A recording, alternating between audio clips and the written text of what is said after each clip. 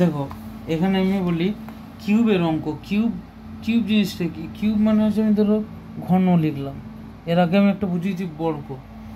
Hello WhatsApp guys, সবাই ভালো আছেন নিশ্চয়ই? ভালো থাকলে ভালো, ভালো না থাকলে ভালো থাকার চেষ্টা করো। আমি সৈকত ভট্টাচার্য, সৈকত বং লেজেন্ড। তোমরা চ্যানেলটা দেখছো সৈকত বং ম্যাথ, এই চ্যানেলটাকে তোমরা সবাই সাবস্ক্রাইব করো। এই চ্যানেলটাতে আমি পরপর কিছু জিনিস বোঝাচ্ছি, তারপর পরপর অঙ্ক বোঝাবো। অঙ্কগুলো বিভিন্ন পদ্ধতিতে কীভাবে করা যেতে পারে, অঙ্কগুলো বুঝতে হবে, সেই সব আমি জিনিস বোঝাবো। তো এইটা আমার 9 নম্বর ভিডিও আপাতত। দেখো আমি লিখিয়ে দিচ্ছি পাশে, জহর ম্যাথ সলিউশন নয়, জহর নবোদয় বিদ্যালয় হোক, হ্যান ত্যান যাবে হোক, এইসব ছাত্রছাত্রীরা যারা পড়াশুনো করতে চাইছো অথচ হয়তো ঠিকঠাক গাইড পাচ্ছ না বা যা, তাদের জন্য ক্ষুদ্র প্রচেষ্টা মাত্র, আর কিচ্ছু নয়।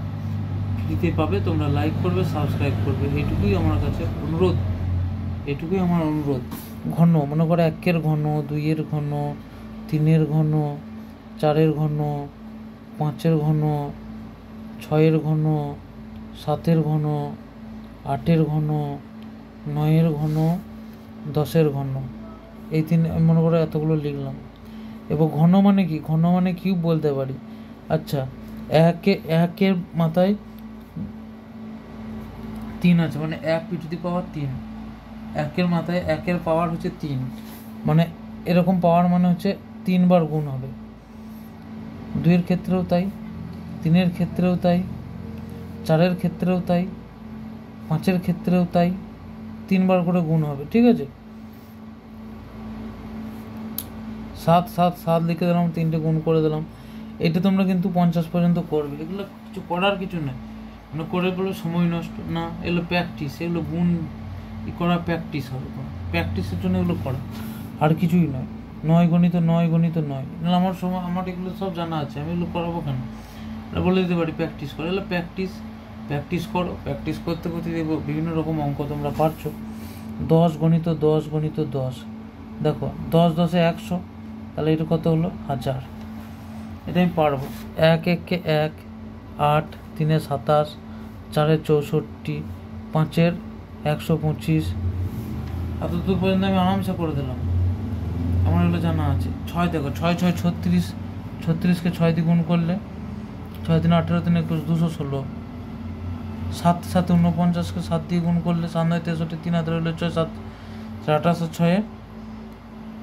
6, 7 9 63, 3 হাতে রইল 6, 7 28 6 29 30, আর 4 34, 343, 8 8 64, 8 8 64, ফার্স্টে 8 8।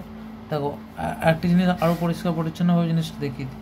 মনে করো 8 গণিত 8, যেটা বেরোলো 64, তাকে আবার 8 দিয়ে গুণ, তার মানে কিউব। 3 বার পাওয়ার দিয়ে গুণ করে দিলি, সেটা হয়ে গেলো কিউব। 8 4 32, 2 হাতে রইলো 3, 8 6 48, আর 3 51, তাহলে 512। 9 9 81, 9 1 9, 9 8 72, 7 29, এরকম করে হয়ে যাবে। আমি ধরো এরপর 10 আমি 20 দেখাচ্ছি। 20 কী হবে? 20 গণিত 20, তাহলে 2 2 4 2 8, পরপর 3টে শূন্য বসিয়ে দিলাম। 20-এর কিউব সমান আমি দেখিয়ে দিলাম। 40-এর কিউব আমি ধরো দেখিয়ে দিচ্ছি।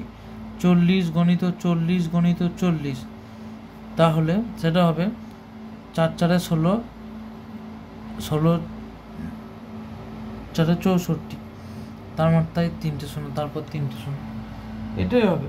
তোমরা 40কে 40 দিয়ে গুণ করবে, যেটা উত্তর বেরোবে তাকে আবার 40 দিয়ে গুণ করবে, তুমি এটাই আসবে। ঠিক আছে, এরকম করে আমি 1 2 3 4 5 6 7 8 9 10 দেখালাম। তোমরা 11 করবে, 12 করবে, 13 করবে, 14 করবে, এরকম 50 তাই করবে।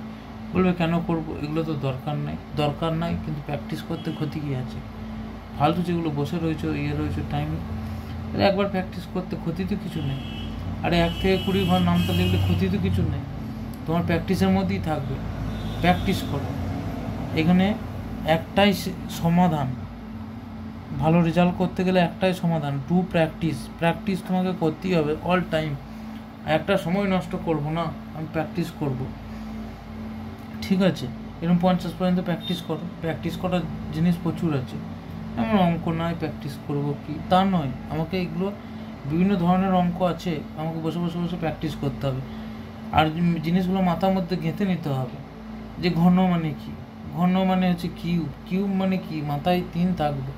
মাথায় 3 থাকলে কি 3 বার গুণ হবে সেই সংখ্যাটাই, ঠিক আছে? সেই সংখ্যাটাই গুণ হবে। 6 কিউব মানে কি 6 গুণিত 7 গুণিত 8 নয়, 6 গুণিত 6 গুণিত 6।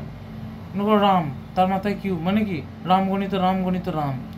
শ্যাম, তার মাথায় কিউব মানে কি, মনে করো এরকম শ্যাম দিলাম, শ্যাম, তার মাথায় কিউব মানে কি শ্যাম গণিত শ্যাম গণিত শ্যাম।